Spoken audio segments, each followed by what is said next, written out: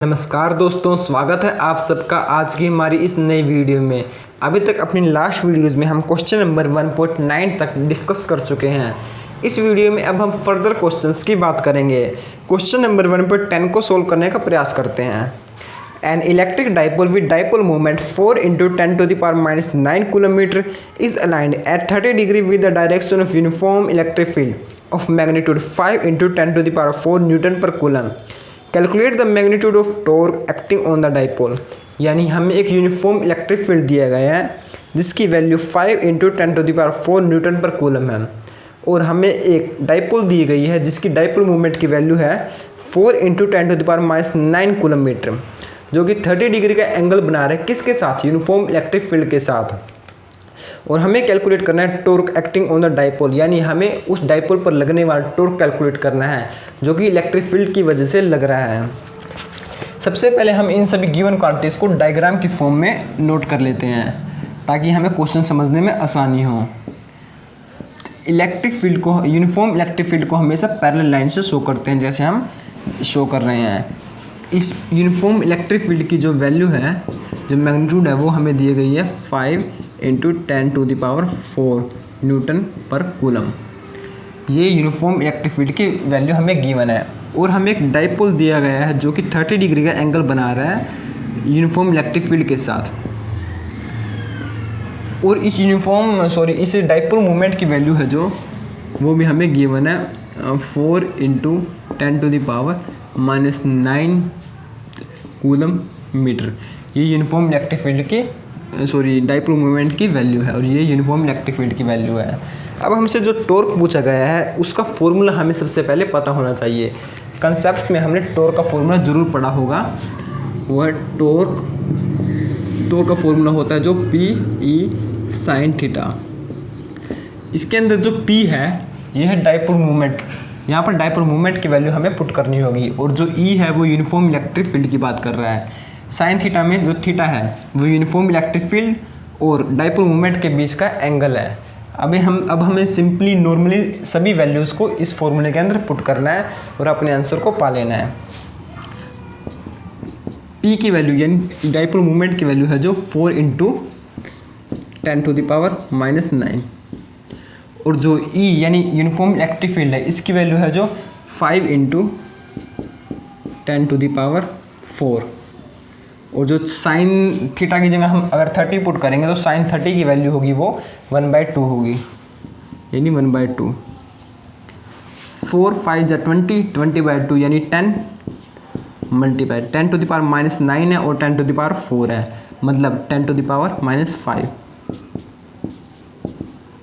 इसकी वैल्यू होगी 10⁻⁻4, यानी टॉर्क की वैल्यू हमारे पास क्या आ गई। और जो टॉर्क का जो यूनिट होती है वो हमें पता है न्यूटन मीटर होती है। ये हमारे पास है जो आंसर आ गया। नोट कर लीजिए, बहुत ज़्यादा इजी क्वेश्चन था। सभी वैल्यूज़ को हमें सिर्फ और सिर्फ फॉर्मूले में अप्लाई करना था और अपने आंसर को पा लेना था। अगर नोट करना चाहे तो आप कर सकते हैं। तो अब हम आगे बढ़ते हैं अपने नेक्स्ट क्वेश्चन की तरफ। Question number 1.11।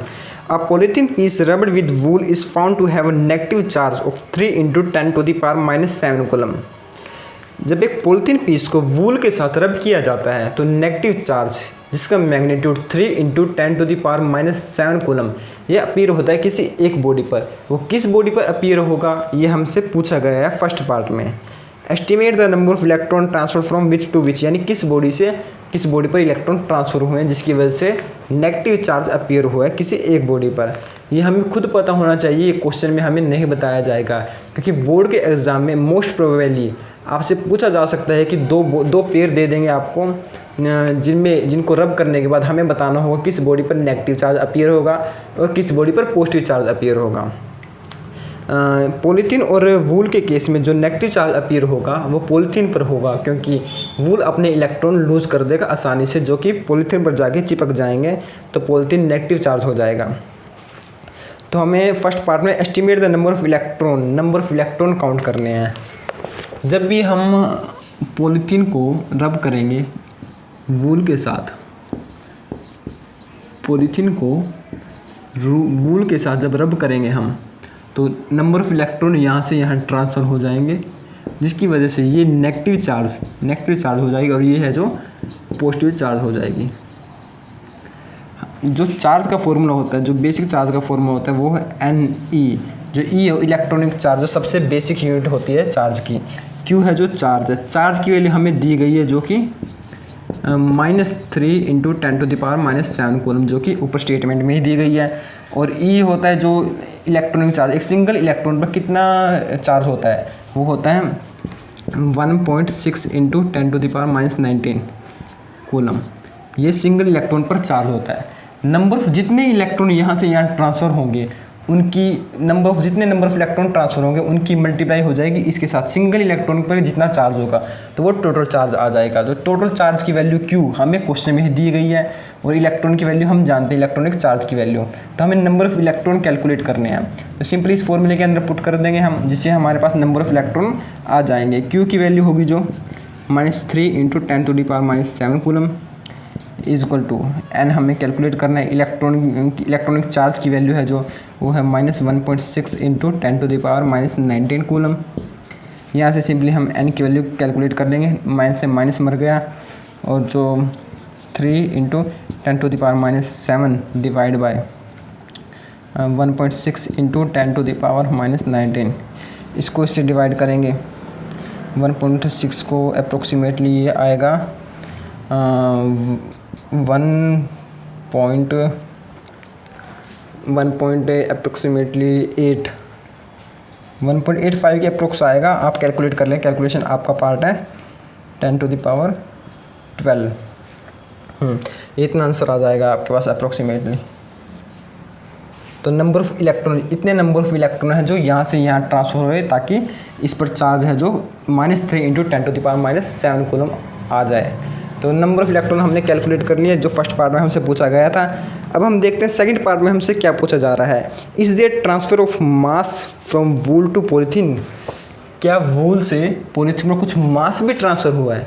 हम ये तो पता लगे कि यहाँ से यहाँ तक जो ट्रांसफ़र हुआ है वो चार्ज हुआ है, क्या चार्ज के साथ साथ मास भी ट्रांसफ़र हुए हैं।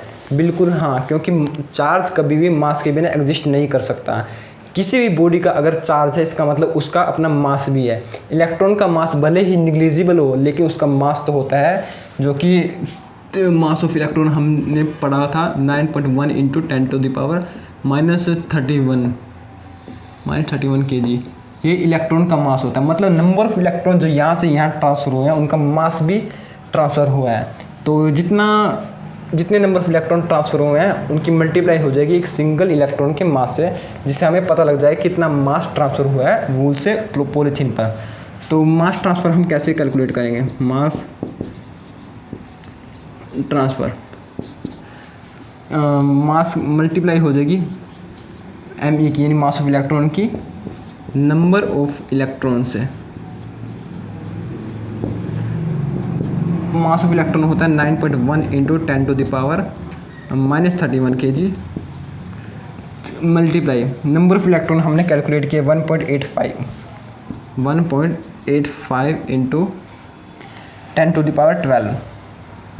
10⁻12 इतने नंबर ऑफ इलेक्ट्रॉन्स हैं जो हमने कैलकुलेट किए हैं।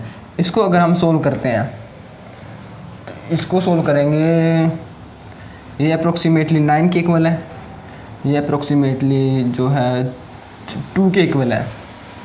2 से थोड़ा कम, लेकिन अगर हम 2 मान लेते हैं इसको, 9 2 जा कितना होगा, 9 2 जा 18, लेकिन ये 18 से थोड़ा 2 से कम है ना, तो उसको 18 से थोड़ा कम कर देंगे, अप्रोक्सीमेटली 1.7 आ जाएगा। 1.7 × 10⁻, जो है 10⁻, देख लो आप कैलकुलेशन कर लेना, मेरे हिसाब से 10⁻18 इतना हो जाएगा। तो ये आंसर आ जाएगा आपका। ये क्या है, नंबर सॉरी ये मास ऑफ इलेक्ट्रॉन है जो यहाँ से यहाँ ट्रांसफ़र हुआ है। तो ये आपका आंसर है। प्लस कैलकुलेशन आप कुछ गलती हो सकती है इसके अंदर, आप कैलकुलेशन कर लेना। तो नोट कर लीजिए अगर नोट करना चाहें, बहुत ज़्यादा इजी क्वेश्चंस हैं। सॉरी यहाँ पर -18 आएगा, -18 नोट करना, 10⁻⁻18।